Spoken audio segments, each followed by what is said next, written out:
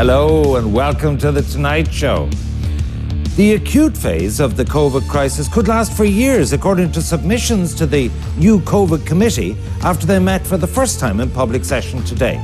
The chair of that committee, independent TD, Michael McNamara, is here with me in studio. No, there was one clip there, which I think was your question to the Chief Medical Officer, Tony Holan. And he said, we have effectively extinguished the virus in the community. Yeah. You know, 1 million people out of work tonight will be scratching themselves, some of them waiting 15 more weeks before they go back to work. If we have extinguished the transmission in the community, why can't we do like the rest of Europe and proceed with the lifting of the lockdown? That is a question that you'll have to ask the government who make these decisions and NEFID, which advises the government on these decisions. Okay, well, let me put another. I remember the day you were elected chairman, you said you didn't want to be preoccupied with looking backwards and all that, and you wanted to look forward. Will you have a role? Because a lot of people are being critical that the government are just relying on public health. Will they rely on your committee for advice going forward? Well, we have a legislative scrutiny role, and I as chairman of the committee, I wrote to Minister Harris last week. It falls to Minister Harris to make regulations. The Dáil gave him very broad powers to make regulations, and I offered that the committee could consider any draft regulations. Regulations were made over the weekend. They weren't put before the committee. There may have been reasons that he felt he couldn't put them before the committee, but now we're hearing about other regulations about entry to the country, quarantine, etc. I mean, I think that we need to ensure that particularly laws and regulations are necessary and proportionate, and that there's a degree of democratic oversight. I mean, many people, myself included, voted to give these powers to the minister, not really knowing what was coming down the tracks. I mean, we were looking at army trucks in Bergamo bringing people away to be buried. You know, local authorities in Ireland were making preparations for burial grounds if necessary. So nobody knew what was coming, and the minister was given very, very extensive powers. The Dáil hasn't been able to sit normally up to now. It is sitting, and it's sitting more and more. It is restricted, but there has to be a democratic oversight to ensure that that it's proportionate and necessary. Okay, but there's a central question here, and it's about the primacy of politicians, who we can hire and fire, unlike public officials. And I have the experience of being fired. Do you accept that outsourcing critical decisions just to NEFID is the right way to go?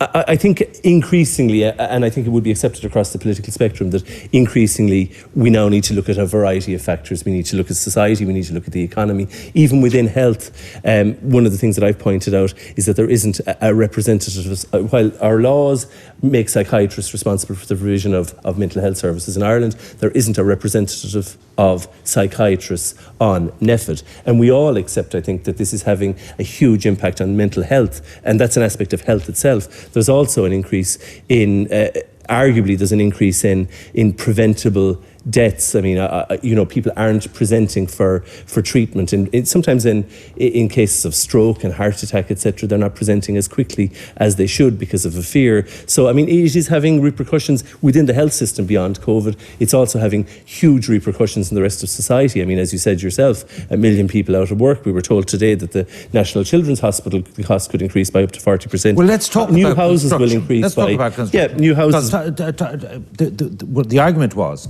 that the new practices would increase costs by up to 40%, and including sites like the National Children's Hospital. That example was given by the representative of the CIF, Tom Parlin, who was before the committee. He also said that new homes would cost maybe 5 to 10% more, and at a time that people will be less able to afford them, because obviously our economy, you know, even the best case projections, we're going to take a hit. It's going to be a huge hit. So undoubtedly, we face very difficult times as a country. We're not unique in that. Every country across the Western world does. Can I ask you about, because in Clare, you'd be very familiar with the hospitality industry, West Clare and all of that. What did you learn about their prospects? Because there's the issue of, in other European countries, the new normal of social distancing is only 1 metre, not 2. Yeah, that was a question that, I mean, I came in at the very end because obviously I'm the chair, so it's just for me to chair rather than ask questions. But I came in at the end. It's a question that I would have liked to have asked had we more time, but we had to go into private session at the start of the committee, and that took a lot of time. I would like to know why it's 2 metres in Ireland when it's 1 metre in other European countries. It's the same virus. It's the same virus. My understanding is the WHO recommend 1 metre. There may be reasons for this, but they have to be put to a doctor that's recommending 2 metres, because like a lot of restaurants have said that 2 metres, they simply can't open up at 2 metres. Now, maybe the reality is they can't open up and that's the beginning and the end of it.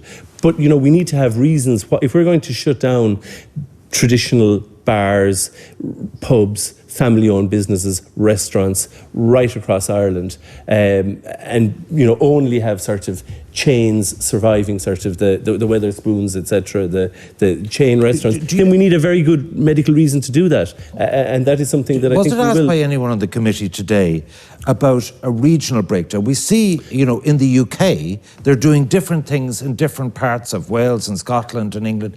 Anyone put forward that? Yes, Matt Shanahan, who's an independent TD for Waterford, asked that question. Now, it wasn't answered. Now, I don't want to give the impression that questions weren't answered. They're simply, you know, we're in there for a maximum of 2 hours.